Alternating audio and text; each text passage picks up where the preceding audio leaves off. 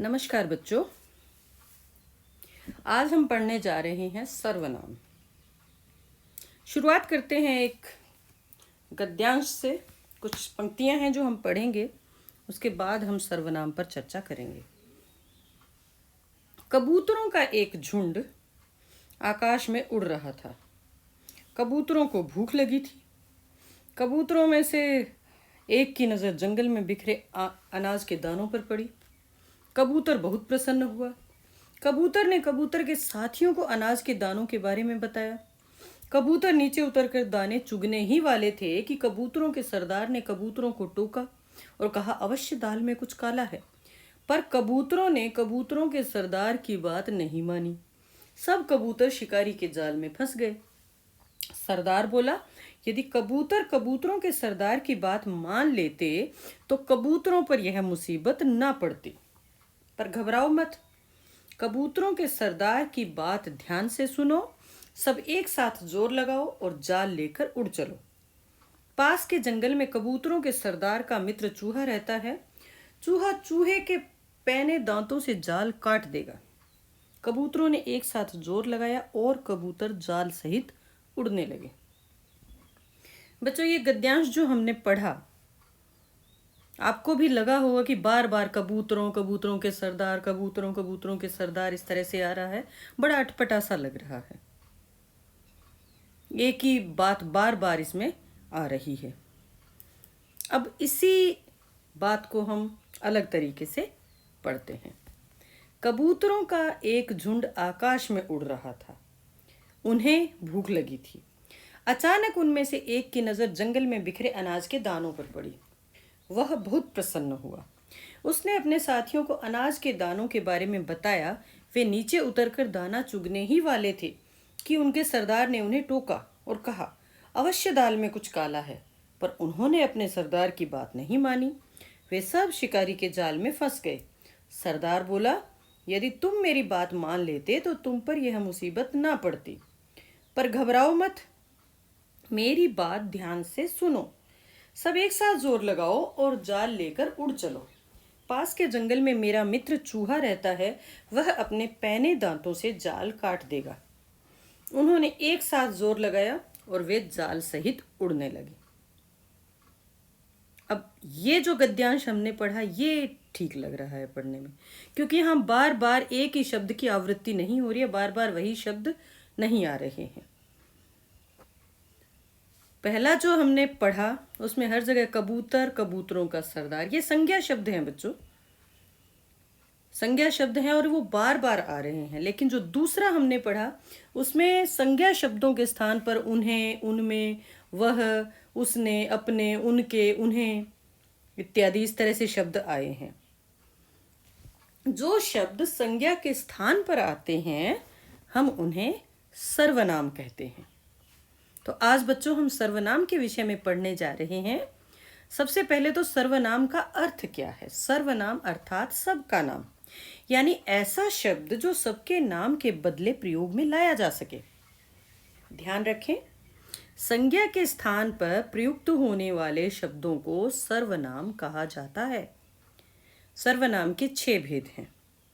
पहला पुरुषवाचक, दूसरा निश्चयवाचक, तीसरा अनिश्चयवाचक,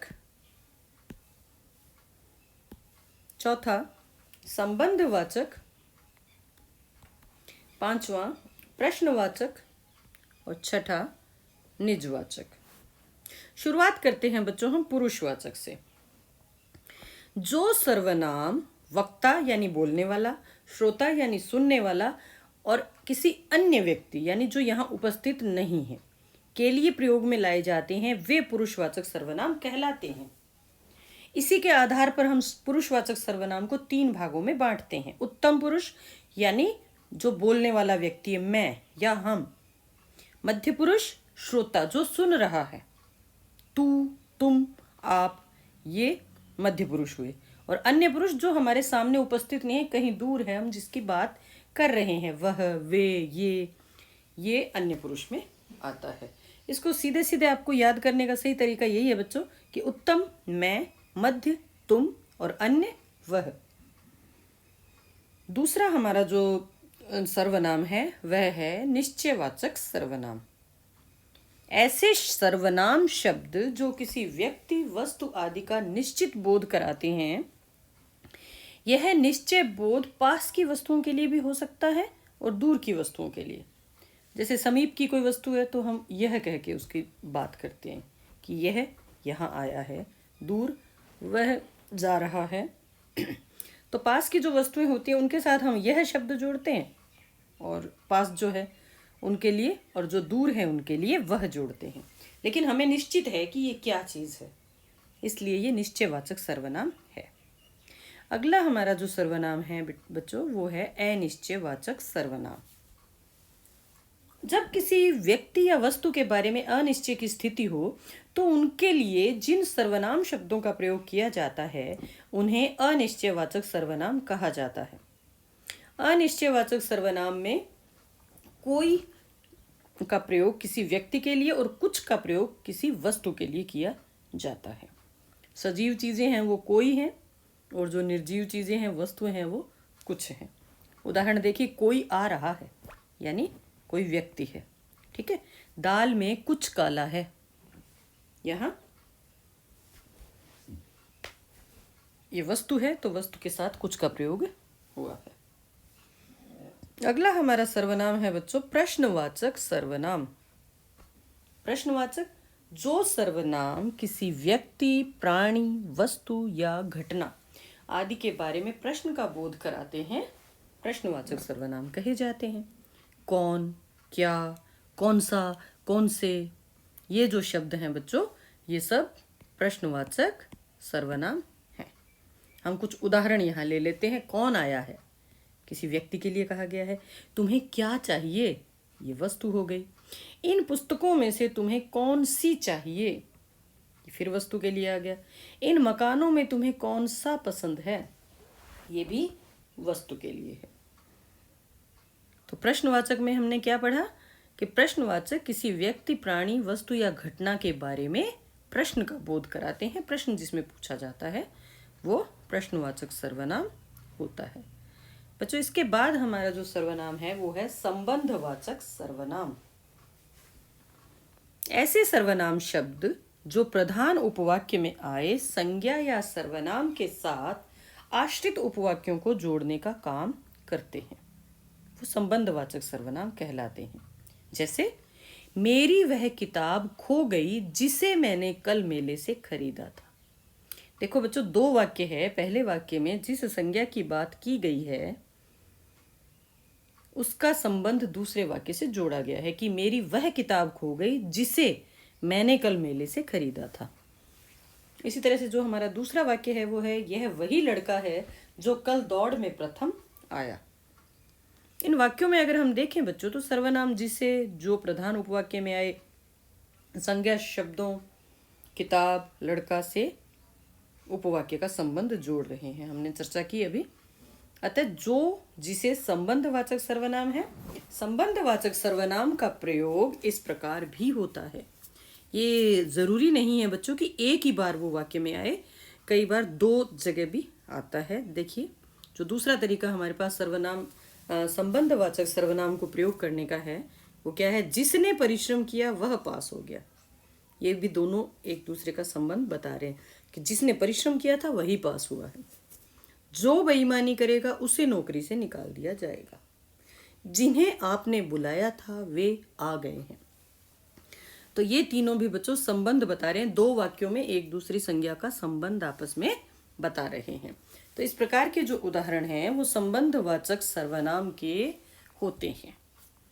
अब इसके बाद हमारा अंतिम जो सर्वनाम है वो है निजवाचक सर्वनाम। निज का मतलब अपना, खुद।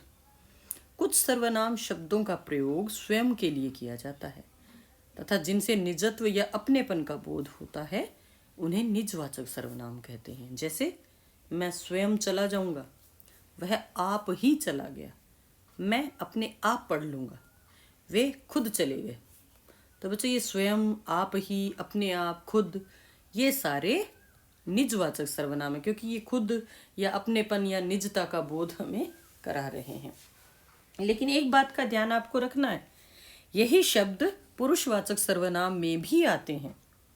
जब भी आप सर्वनाम छांटो तो एक बार वाक्य को ध्यान से पढ़िए कि वहां कौन सा अर्थ निकल रहा है, पुरुषवाचक सर्वनाम वाला निकल रहा है या निजवाचक का निकल रहा है।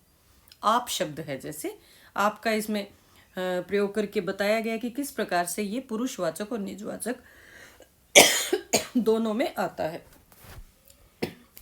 जैसे आप कब आए, आप यहाँ तुम मध्य पुरुष हो गया ना, तो यहाँ पर ये पुरुषवाचक है, लेकिन वह आप ही आ गया, अपने आप ही आ गया, यहाँ निज के अर्थ में आ रहा है बच्चों, तो ये निजवाचक है। इसके बाद बच्चों आपके लिए कुछ अभ्यास हैं, इनको आप अच्छी तरह से देख लीजिए और इनको पूरा हल करने का प्रयास कीजिए। कहीं किसी प्रकार की कोई दिक्कत आती है तो आप मुझसे बात करिए।